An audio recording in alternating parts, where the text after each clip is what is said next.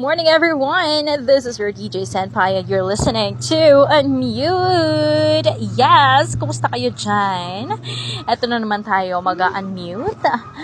Kung meron kayong mga problema dyan, mga hugot, mga chika, and all that stuff, you can share it with me.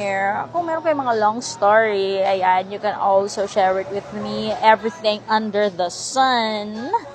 Just send it to my email, or you can also comment down below sa mga nasa Facebook. O, diba?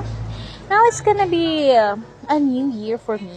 Yan, because today is actually my birthday. Charot. Yan, so hindi ako maghahanda kasi wala akong panghanda. Isa pa yan. But anyway, so ang gagawin ko lamang ay change some stuff, in my life. Kahit sino naman sa inyo, parang gusto ng pagbabago whenever it's your birthday. Hindi lang naman yan nangyayari during New Year. But also, there's a point in your life wherein gusto mo ng pagbabago. Tama? Tama? Ayan. So, first change is be more expressive siguro kasi I've realized something na parang tinatago ko na sarili ko. Parang I don't express as much as I did before. No? Napapansin din siguro ng mga friends ko yon. But, you know what? I have nothing to be afraid of. If may gusto kong sabihin, excuse me, nagkape ako, charot.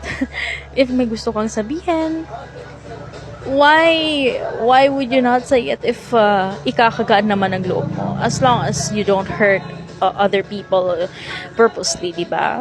So as long as wala kang tinatapakan, I suggest that you should be yourself, kasi ang short lang ng buhay natin kapag hindi ka naging totoo sa sarili mo, pag hindi ka naging ikaw na ikaw, you live your life, your rules, your life the life you've lived would be very regretful in the end, di ba? Tatanda ka na may mga regrets, di ba? So kung ako sa iyo, mag-express ka ng sarili mo, di ba? Ang ingay dito sa bahay, alam nilang nagre-record ako, alam mo yon. Tapos meron pa silang pa-music. Nakakaloka.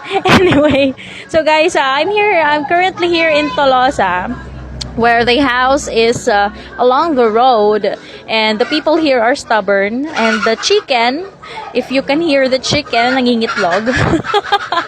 Ang ingay-ingay dito. But anyway, please bear with me, cause I'll have something na mas better para sa atin in the near future, okay? So, sa lahat ng mga nadidepress dyan, sa lahat ng mga problema dyan, walang makausap, ayan, nandito ako, isama nyo ako sa problema nyo. You can talk to me. If possible, I can always have this every day, no? And I don't know, let's see. Let's just start right now, since it's my birthday. So, I'll make this short because it's already 3 minutes long. Thank you so much, and see you around. I think I'll create a Spotify account or also YouTube. I don't know. I still don't know what to do, but guys, you have me. That's all I can say. Thank you so much for